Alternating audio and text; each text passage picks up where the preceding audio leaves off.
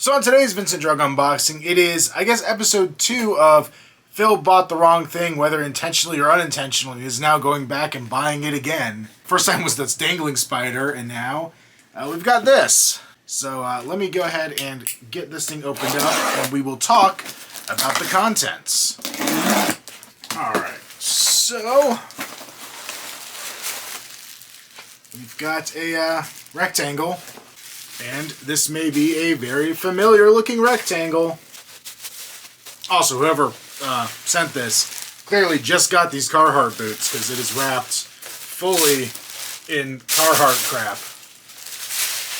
And yeah, here we are with another Spooky Spooks box. This time, the actual vampire costume box. In a kind of cool twist, it's a different mask. I was looking at some old Collegeville catalogs online, and it looks like this isn't abnormal. They've had a lot of masks that are listed with the same name, even out at the same time. Like, I looked and found the infamous Rob Zombie Collegeville clown mask, used in Halloween 1 by Rob Zombie. And in that same catalog, there was another mask just marked clown. Both of them were just called clown, and it was a completely different clown mask. So, to my understanding, this is just another vampire they offered over the years. And, yeah, I kind of like it that it's a different mask. I believe the smock is the same in here. And this one I think is a little worse shaped than the one that I already have in the display. But yeah, I actually have the correct box there, or more or less the correct box. I did realize, looking back at the movie stills, it does not want to focus on this. There's too many faces behind me. This does say large, which is fine. Looking at the movie, you can't read what size it is, but just counting the number of letters, I'm inclined to believe it was probably a medium. And it took a long time for me to ever find one of these, and then I found a small that was more expensive, and then this large that was cheaper. And I don't think I need to go down the rabbit hole of getting a medium. If I do, somebody please just slap me and tell me I'm going overboard with this. I've already gone overboard with this, but I'm going way overboard if I go back and get a medium of this just because this is wrong size, right box. So you can take this apart. It's going to be pretty similar to the last one. I can't tell if it's focusing, but the price tag is Ben Franklin for $349, $48, $49. So relatively inexpensive. Like the other one, the plastic insert in here is kind of falling out a little bit. I probably will tape or glue it back in just to give it the structure because it is going to have that blow mold sitting on top of it. But because this is what I believe is the right bottom box, it fits in here a lot better. It seems a lot more secure, so that's a good sign. So here is our vampire mask, looking a lot less like Michael Jackson this time around. She actually looks really cool. It's more of a vicious looking vampire.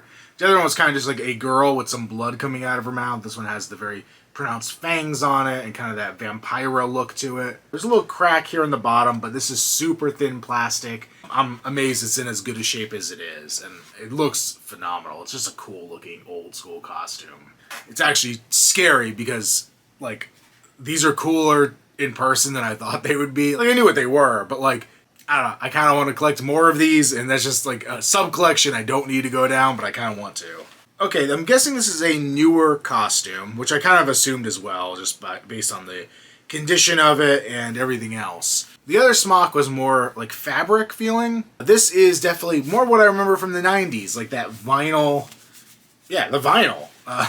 The vinyl smock. So, there it is. I think that's the same artwork. I don't want to go dig open that other box right now to check, but I think this is the same artwork or very similar artwork. This feels a lot more durable than the last one, so basically it has ties around the neck, so it would go kind of over the front. There is a little rip here in the back, but yeah, I'm much less worried this is going to disintegrate on me, because this actually feels a little bit more substantial, so that's nice in taking this out of the box.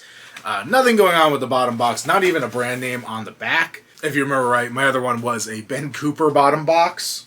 Another interesting thing to note, and I can't tell looking at the stills in the movie faithfully what the right thing is, but this box is a much lighter shade of orange. The one I have back in the display, you can kind of see it down there.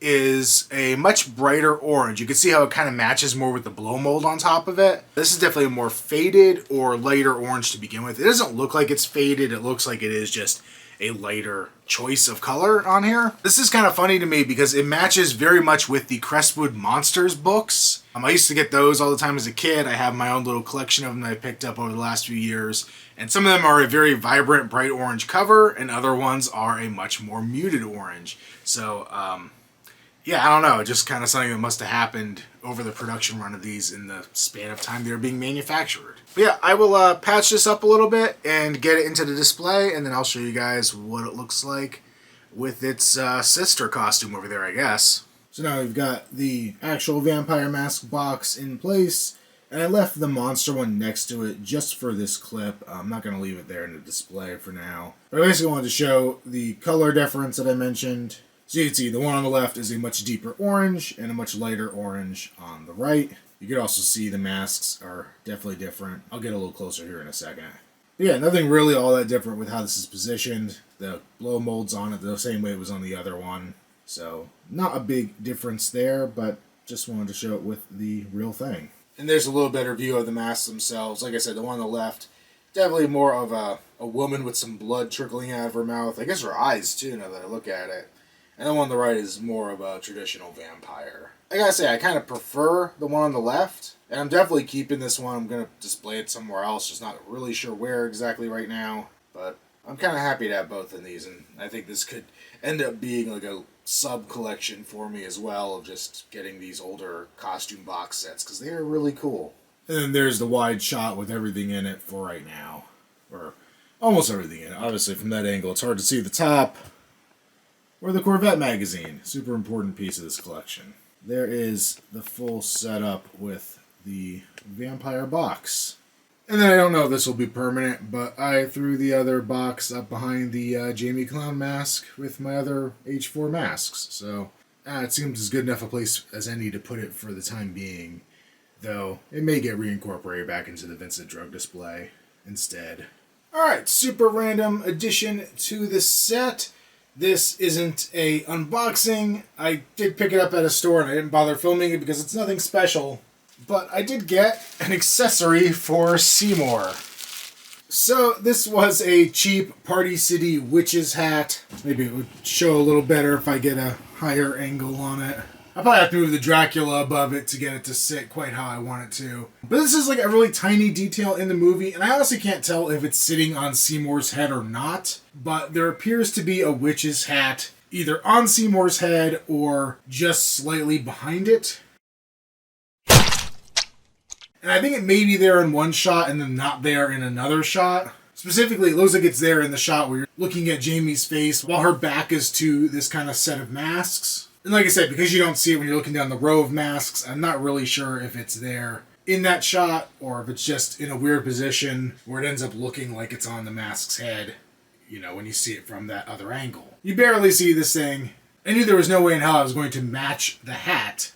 So when I saw one sitting in Party City for $5, I figured it was going to be close enough. And, you know, it fits this head pretty well, so I think it serves its purpose.